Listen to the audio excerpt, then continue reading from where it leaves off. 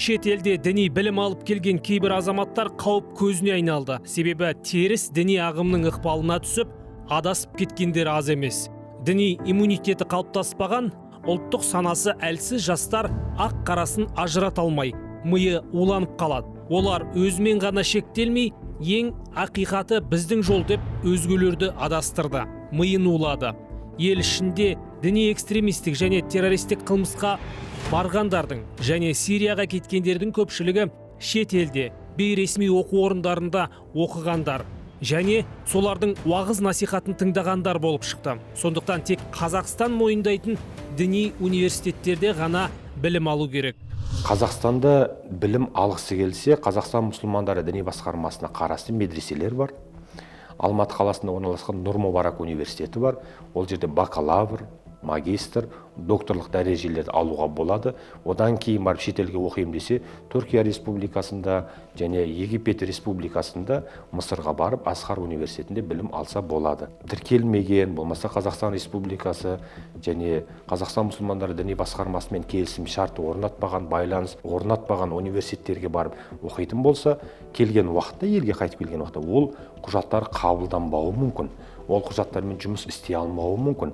Және ол жерге барған уақытта теріс пиғылды бір ағымның өкілінен сабақ алып, дәріс алып келетін болса, өзі де келген уақытта басқа адамдарды адастыруы мүмкін. Осы себепті білім алам десеңіз, бірінші Қазақстанда алыңыз, және шетелге барып білім алам десеңіз, жергілікті мешіт имамдарынан сұрасаңыз, түсіндіріп айтып береді.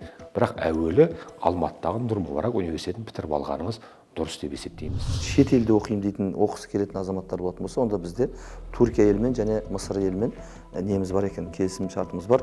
Түркияда мысалы Хасеки оқу орны болса, Египеттегі Әл-Асқар үлкен жоғары оқу орны бар дегендей. Ол шет елге оқимын дейтін болса, онда имамдармен хабарласып, муфтиятымыз арқылы шығып оқыған дұрыс болады. Өйткені ертең білім алғаннан кейін ол білімді беру керек болады.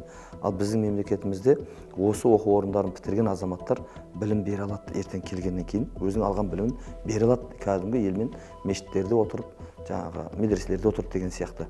Сондықтан ертеңгі болашағымызды ойлайтын болсақ, дұрыс бағытта білім алуымыз керек. Бүгінгі таңда білім беру жүйесі онлайн форматқа ауысып жатыр.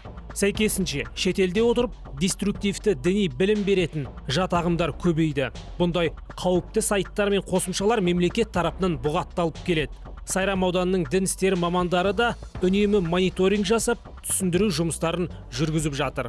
Көбінесе бұндай оқиғаларға бізде жастарымыз душар болып жатады. Сондықтан да мынау мектептерде, колледждерде, ауыл тұрғындары арасында, мекеме қызметкерлер арасында арнайы ақпарат түсіндіру жұмыстары жүргізіліп жатыр.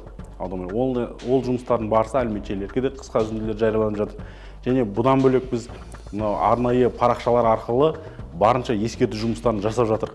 Бұл білместіктен келіп соғады кейбір мәселелер. Сондықтан да барынша мынау мектептердің бізден бүкіл жастарымыз мектептен білім алады, мектеп арқылы өтеді. Сондықтан мектептердің чаттарына тарату мәселесі қазір қолға алынып отыр. Шет елде білім алуға әр азаматтың құқы бар. Бірақ жат ағымды кіргізіп, елдің берекесін бұзуға жол берілмейді. Шет елде діни білім алғысы келетін жастар бастапқы діни білімді еліміздегі оқу орындарынан алуы тиіс. Себебі қазақ жастары діннен алғашқы сауатын алдымен өз елімізде ашып, ақ пен қараны ажырататын деңгейге жетуі керек. Ереже сондай. Ал шет елде діни білім алып жатқан ұл қызы бар ата-ана баласының нендей діни мекемеде оқып жатқанын білуі тиіс. Ең бастысы, білім аламыз деп бүлдіргі ағым алмасақ болғаны.